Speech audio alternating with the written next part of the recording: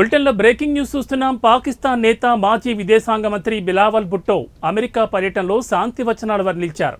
దీంతో తీవ్రంగా స్పందించిన బీజేపీ యువజన విభాగం అధ్యక్షుడు ఎంపీ తేజస్వి సూర్య మీడియా ముందు తూర్పారబెట్టారు.